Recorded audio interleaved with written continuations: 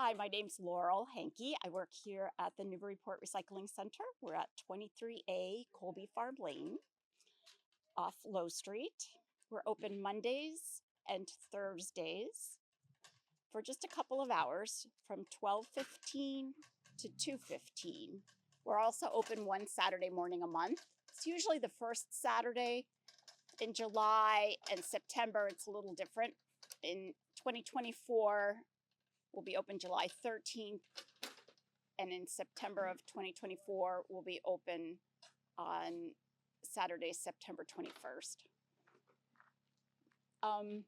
We take a large variety of things here that you can't recycle curbside, but we also take, if you have too much curbside recycling or you want to drop it off in between your pickups, you can bring that here too. We take anything with a cord or batteries. I'd like to introduce you to a couple of other members of our staff. This is Ben. Hi, I'm Ben. Ben Bennell works here whenever we're open. Yep. So Mondays and Mondays and Thursdays and the weekends. and one Saturday morning a month. And this is Drew DePinto. Yep, Hi, my name is Drew DePinto. I work here at the recycling center Monday and Thursday, and I'm here the first Saturday of the month, and we take a lot of metal stuff, gas grills. We take styrofoam and all kinds of we take electrical stuff and TVs and lawnmowers. We take and we take these and we and then the hazardous waste day is usually in September at DBS and we there's a yard waste facility. It's right up the street here, and you keep following the road over here, and it'll take you to the yard waste, and we take dehumidifiers, air conditioners, and stuff, and yep, and that's right here too. and that's here too, and the first Saturday of the month is always busy. People drop off stuff, and we take motor oil and antifreeze and all that stuff. People drop off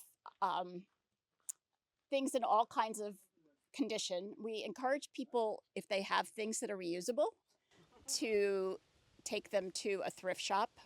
The closest one is Leeward Light. Goodwill in Seabrook is another one that's easy to access. Leeward Light is on Bridge Road in Salisbury. But sometimes people do drop. If we encourage people that if Leeward or Goodwill won't take things, but they're in usable shape, they can bring them here. This particular quarter of the barn is semi-vetted for items that are in functional condition. So people are welcome to come and shop for free here. We also let people look at our electronics, see if some people do come and try to assess whether they need to be fixed or maybe they're just ready to use. Okay, we only take two kinds of hazardous waste during most parts of the year. It's motor oil and antifreeze. Apparently antifreeze is recyclable something like 16 times. This is our antifreeze container. The motor oil is elsewhere. I'll show you in a second. This container is for cooking oil. So we have people who come, and if they've deep fried a turkey or just, smaller quantities, we can take any quantity. Yeah, there's no fee to drop off the antifreeze or the cooking oil. A number of years ago, the Commonwealth of Massachusetts began banning certain materials from the waste stream. Some of them are pretty obvious, like tires. Tires are a terrible mess to have get thrown in the trash. Burning them is creates lots of toxic fumes. They don't break down. So they need to be taken care of in a more specific, defined way. So they were probably one of the first ones banned from the waste stream. Yard waste is easily recyclable, as in it decomposes or can be turned into wood chips. So that is banned from the waste stream.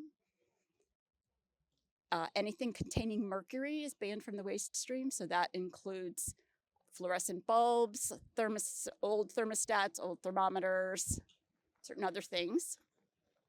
You know, of course, lead acid batteries are banned. Batteries that have mercury in them, nickel metal hydride. In November of 2022, there were 2 more things that were added. The category of mattresses and box springs and the category of textiles. This blue container here is one of the places where you can drop off any textile, meaning clothing or shoes, backpacks or handbags. Also like towels and bedding. And the idea is if the thing can be reused, the people who pick up from the container will see to it that it gets to somebody who can use it, or maybe they'll sell it to help finance their operation. If it's not reusable, it can be sold to somebody who creates rags. There's a big market for manufacturing wiping rags. Also, something like insulation. Somebody just showed me a shipping packet that was covered with plastic, thin layer of plastic, and underneath it was fabric that had been shredded. It was all different colors, different threads, or rug underlay. So any container that says clothing can also take fabric as long as it's dry and not mildewy. Doesn't matter if it's stained or ripped. They'll find a market for it. To the right of that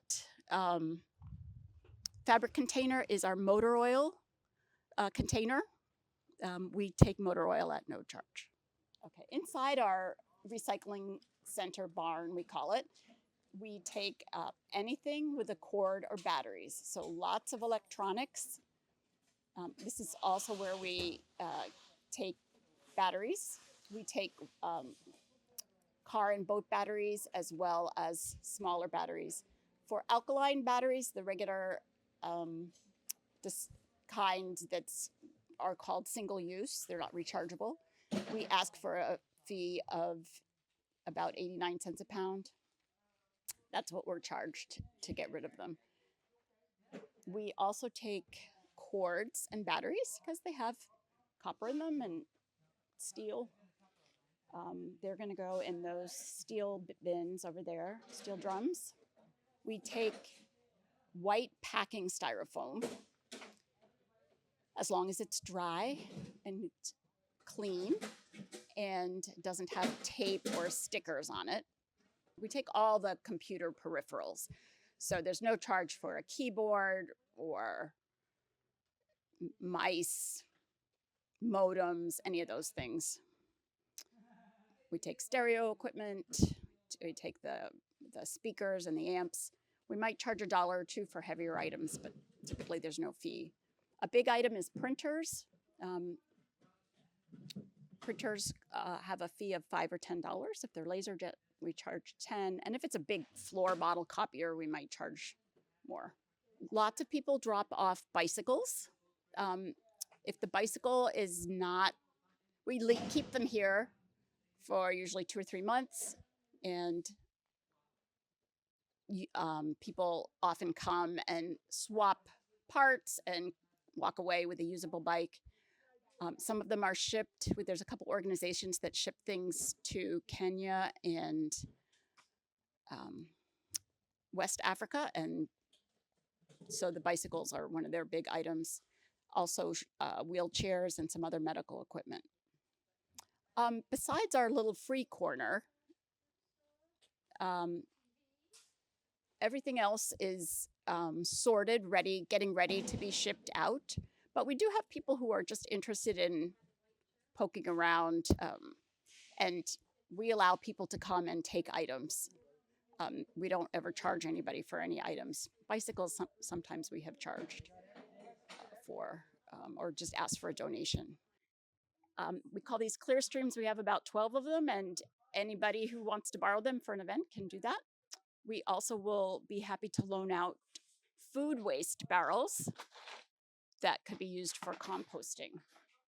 This probably looks familiar. These are seen all over Newburyport, especially on Tuesdays and I think Saturdays.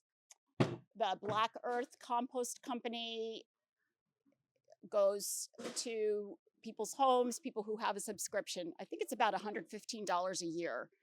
And they pick up all their food waste, including things that you can't compost in your backyard, like meat, dairy, fat, and bones. We also have containers that people can borrow if they're having an event, so that their guests don't have to throw away their food waste. They can compost it, especially if you have compostable dishes. That's a good thing. We also have 3 locations in Newburyport where you can take your food waste and drop it off for free. One is at the gate of the yard waste facility on Colby Farm Lane.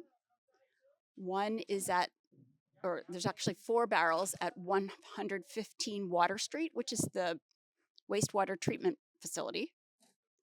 And a third one is at the rail trail on Washington Street. And those are emptied once or twice a week. The really important thing is to please only put in actual food waste, no plastic bags, no plastic containers that the deli item came in.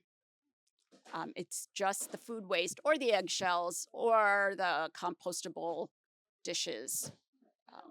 But the plasticware really is a big contaminant, and that's really a problem. Also, take off the little stickers from your fruit. That's another big one, or your onions. Thank you.